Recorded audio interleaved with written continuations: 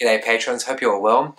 The next video is going to be one that I will be putting out late next week publicly, but this is obviously for you guys as early access. And it was with thanks to you that, supporting the work that I do, this is the sort of thing that enables me to do that, and as I say, to get another camera. Why? Well, let's go to the video and you'll find out why. Again, thanks again, and yeah, stay good. This video isn't about visuals, it's about audio and why I'm going to demote this camera and get something newer instead. So hang around, because the next few minutes I'm going to explore with you about the importance of sound and why, as much as I like my Panasonic LX10, it's got to go, kind of. It's the Nero and I am blasting some tunes in there with the air conditioner on. Handiest thing in the world, a volume control that you can actually touch. Tesla, look into it. Oh, that was bad. Did you see that? I bent the little connection with the little dongle docky thing that you have to use on iPros, MacBook Pros from like circa 2018. Why Apple ever took the card reader away, it's beyond me. Anyway. We've got a quick little journey to make because I'm meeting the seller of this new camera. Oh, it's quite the business in here, isn't it? Very nice. Yeah, I do like the interior. I do. Alright, let's go.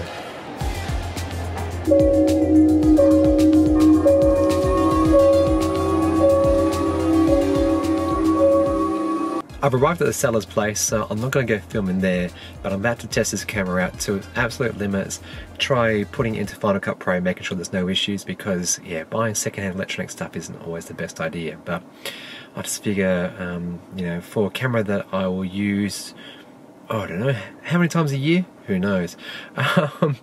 But yeah, I don't feel like paying full retail when I've got plenty of other good equipment. This will be adjunct to that, but nonetheless, I'm still going to push it. Really am. Eventually. Okay, I've got the camera and currently I'm shooting on the Panasonic LX10. In a moment I want to switch over to the Sony ZV-1 and tell me if you can hear the difference. And remember, we're just using the onboard mics here. There's no external microphones, but very soon there will be. And now we're with the Sony ZV-1. Can you hear the difference at all? This is coming from the mics, the capsule mics are on top of the unit. There's 3 of them. And I'm in a very echoey car. It's kind of near the glass, but it's the same position as what the Panasonic was. And supposedly reviews say that this audio is better than the Panasonic, but importantly, the reason I got this camera because of audio was that it's actually got a microphone input. It's a significant thing, and I'll get home and explain why, why this is actually a big deal and how it's going to improve my production quality.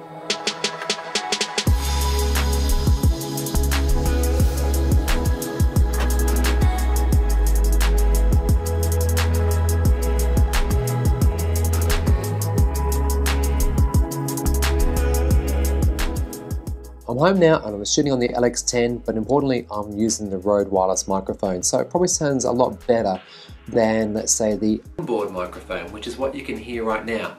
So let's not put up with that garbage and go back to the Rode wireless microphone. And those who know, they're like, well, Chris, how did you do this magical thing? Let me show you. And to do that, I'm going to do a little bit of inception here. So down there on the ground is my, well, let's just zoom in on that. Oh, nice little gentle zoom in. That's my Pixel getting the audio. It's just, its job is video recording with audio. That's all it does. And then this is just purely the LX10 getting this video. And this is the problem, is that if I want to get better audio from this camera, the only way to do it is to actually shoot off camera with another device. And when you're just trying to, run and gun, just get out there, shoot something, and you know full well that the onboard mics are not going to do it. This is a right raw pain in the ass camera to use. There are other issues with this camera too. Its autofocus system can be a bit dodgy sometimes, and the lack of 3.5mm jack is also the other big issue. So enough of that. Let's just now jump over to the Sony, and hopefully you'll hear the difference. Now I'm on the Sony, and the sound will be not as good as the Rode wireless microphones, but I'll fix that soon.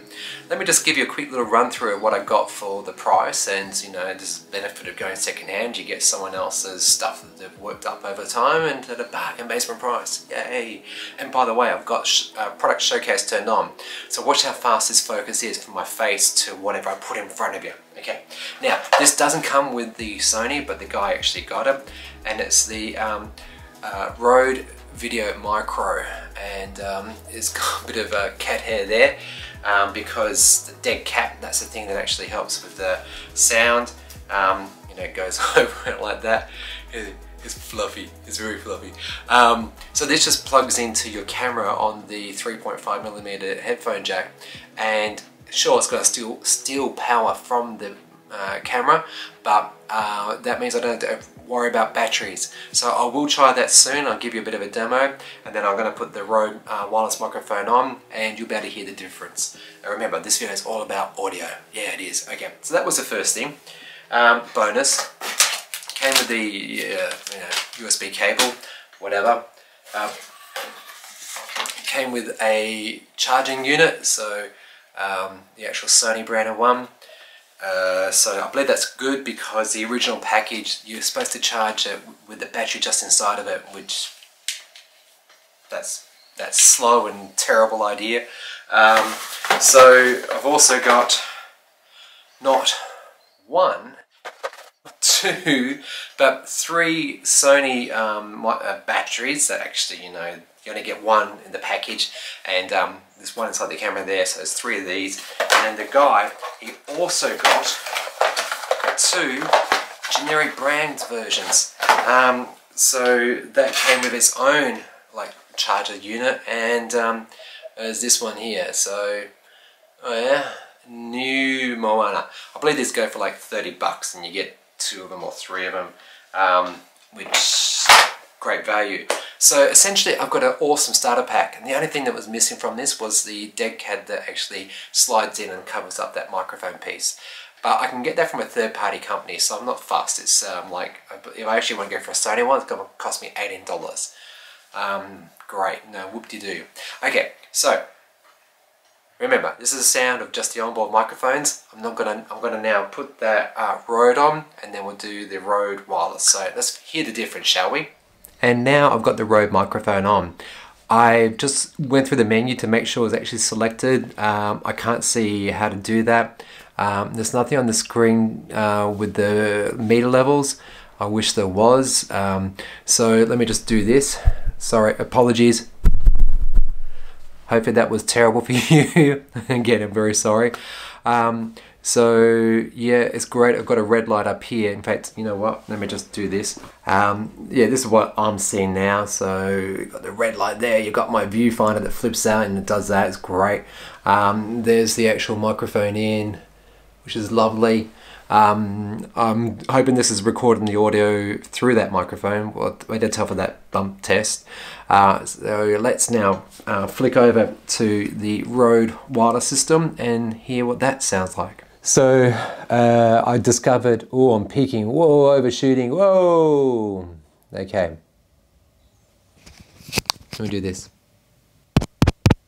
Definitely is working. Okay, I can tell already it's too loud, so I'm just going to go turn down the gain on the microphone. Hang on. All right, testing. I think that's better.